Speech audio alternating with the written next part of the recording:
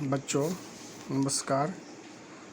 आज हम फ़ैन में जो कैपेसिटर लगा होता है उस कैपेसिटर का क्या इम्पोर्टेंस है इसके बारे में हम बताएंगे। तो सबसे पहले आप देख लीजिए function of capacitor in fan और मोटर। तो इसमें हम पहले क्या देखते हैं, we know that the equation of alternating current AC E बराबर है E0 sine omega T, where E जो है इंस्टेंटेनियस वोल्टेज है, E0 मैक्सिमम वोल्टेज है और ओमेगा टी आप जानते ही हैं ये एंगल है। और इसका अगर रिप्रेजेंटेशन अगर देखिएगा ग्राफिकल रिप्रेजेंटेशन, तो ये आपका ग्राफिकल रिप्रेजेंटेशन है। एक्स एक्सिस पर टाइम या एंगल बना हुआ है और वाई एक्सिस पर वोल्टेज बना हुआ है। और यही 0 π/2 पाई 3 π/2 और 2 पाई, इस एंगल से आपका करंट या वोल्टेज फ्लो करता है। ये 0 है, ये मैक्सिमा है, फिर ये 0 है, ये मैक्सिमा है, फिर ये 0 है।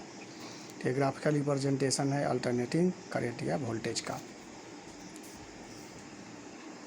अब देखिए, जब हम कैपेसिटर में ये जब अल्टरनेटिंग वोल्टेज हम अप्लाई करते हैं तो कैपेसिटर के अंदर भी इलेक्ट्रिक करंट फ्लो होता है।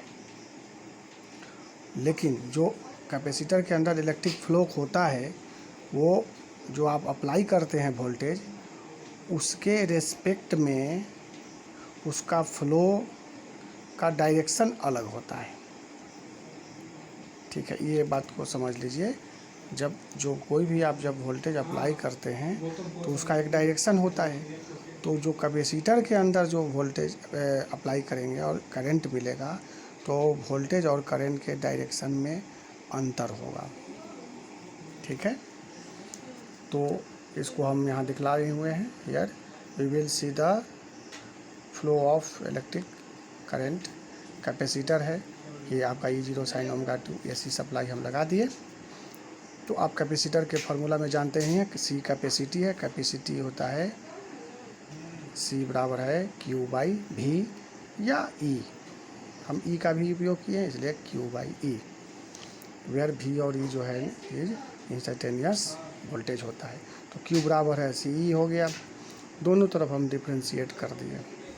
तो dQ/dt equal to C dE/dt, dQ/dt C और E जो है E0 साइन ओमेगा टी है आपका। फिर आगे चलते हैं, dQ/dt को जो डिफ्रेंशिएट किए तो C E0 D sine omega t upon dt हो गया। dQ/dt equal to C E0 sine का डिफ्रेंशिएशन कॉस होता है, कॉस ओमेगा टी, ओमेगा जुड़ गया, omega C E0 cos omega t हो गया। dQ/dt E0 cos omega T और ओमेगा C को हम 1/ओमेगा C लिख दिए। ओमेगा C मल्टीप्लाई है तो 1/ओमेगा C से डिवाइड कर दिए।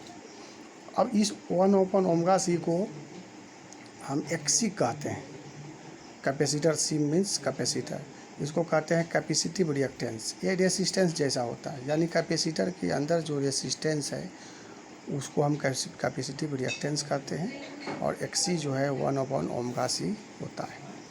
तो dQ/dt equal to E0 XC cos omega t हो गया।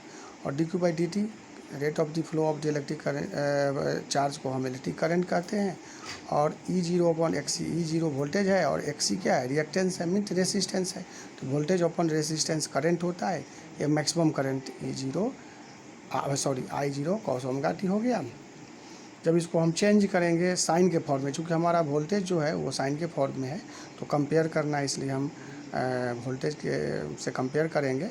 तो इसमें I बराबर है I0 और cos ओमेगा टी को हम साइन π/2 प्लस ओमेगा टी लिख सकते हैं। साइन सेकेंड क्वाड्रेंट में पॉजिटिव होता है तो π/2 प्लस ओमेगा टी और इक्वल टू I0 साइन पलट दिए इसको तो ओमेगा टी प्लस π/2 हो गया।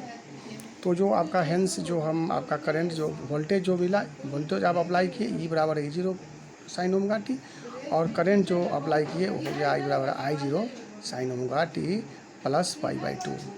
आप यहाँ देख रहे हैं कि it means current leads by π/2 radian. Voltage है E0 साइन ओमेगा टी और करंट है साइन ओमेगा टी प्लस π/2, यानी π/2 आगे है, प्लस हो गया है।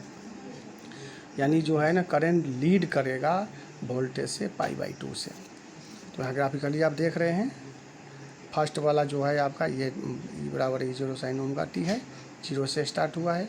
और जो ये इलेक्ट्रिक करंट जो है आपका लीड कर रहा है, यानी π/2 पहले ही चल दिया। देखिए यहाँ π/2 पहले ही चल दिया, और होते हुए π/2 पहले चला। देखिए तो π/2 पहले चलने से क्या हो गया, जब 0 है तो करंट का मैक्सिमम है, और जब वोल्टेज मैक्सिमम है तो करंट 0 हो गया। फिर वोल्टेज 0 है तो करंट का निगेटिव वाला मैक्सिमम हो गया, और करंट जब वोल्टेज जब फिर निगेटिव का मैक्सिमम है तो करंट आपका 0 हो गया। यानी करंट जो है π/2 एंगल से पहले चला और π/2 एंगल पहले समाप्त हो गया। ये रिप्रेजेंटेशन आप दे रहे हैं। इससे हमको फ़ायदा क्या होगा कि जब आप वोल्टेज जो अप्लाई करते हैं, दोनों में करते हैं, तो जो रनिंग कॉइल में आप डायरेक्ट वोल्टेज देते हैं और स्टार्टिंग कॉइल में कैपेसिटर से होकर के वोल्टेज देते हैं, तो रनिंग कॉइल में जो करंट फ्लो होगा वो वोल्टेज के डायरेक्शन के अनुसार ही होगा, क्योंकि उसमें कैपेसिटर नहीं है। और स्टार्टिंग कॉइल में जो करंट फ्लो होगा वो π/2 लीड कर जाएगा, आगे हो जाएगा। इससे फ़ायदा क्या होगा कि जब वोल्टेज यहाँ देखिए, जब वोल्टेज यहाँ 0 है तो करंट आपका मैक्सिमम है, और जब वोल्टेज 0 हो गया, वोल्टेज मैक्सिमम हो गया तो करंट 0 हो गया। फिर जब वोल्टेज 0 है तो करंट माइनस में मैक्सिमम हो गया, यानी अपोजिट है।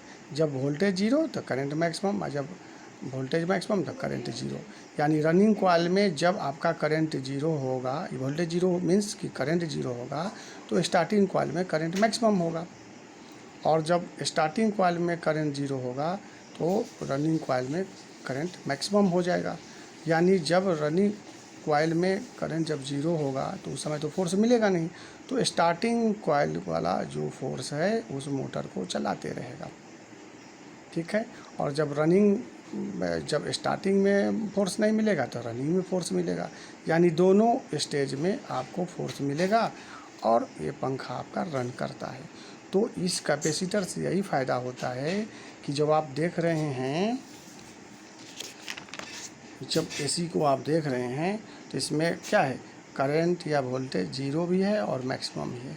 तो जिस समय आपका करंट 0 होता है उस समय तो फोर्स मिलेगा नहीं, तो इसलिए दूसरा कॉइल लगा करके, कैपेसिटर के थ्रू लगा करके, और वहाँ पर हम करंट दे देते हैं। यानी करंट जब रनिंग में 0 करंट होगा तो स्टार्टिंग में मैक्सिमम करंट होगा, उस समय फोर्स मिल जाएगा। और जब स्टार्टिंग में करंट 0 होगा यानी फोर्स नहीं मिलेगा, तो रनिंग वाला फोर्स दे देगा, और आपका इस तरह से मोटर चलता रहेगा। अगर कोई भी एब्सेंट होगा तो फिर उस समय फोर्स नहीं मिलेगा और मोटर रुक जाएगा। तो ये ठीक से सब लिखा हुआ है, ये डिटेल, और नोट में ही लिखे हैं, when running coil current 0 starting coil current maximum, and जब स्टार्टिंग करंट 0 तो रनिंग करंट जो है मैक्सिमम होगा, और इस तरह से आपका मोटर या पंखा चलते रहेगा। तो यही आपका कैपेसिटर का मेन जो फंक्शन है। जिस समय एक कॉइल में करंट नहीं मिलता है उस समय कैपेसिटर करंट दे देता है, और उसके चलते उसको फोर्स मिल जाता है, ठीक है, ओके। तो इसको आप जो है नोटबुक में लिख करके और फिर अच्छा से समझ लीजिएगा, और नोटबुक में लिख करके और शेयर कर दीजिएगा, और कोई दिक्कत होगी तो फिर आप हमसे पूछ सकते हैं, ओके, थैंक यू।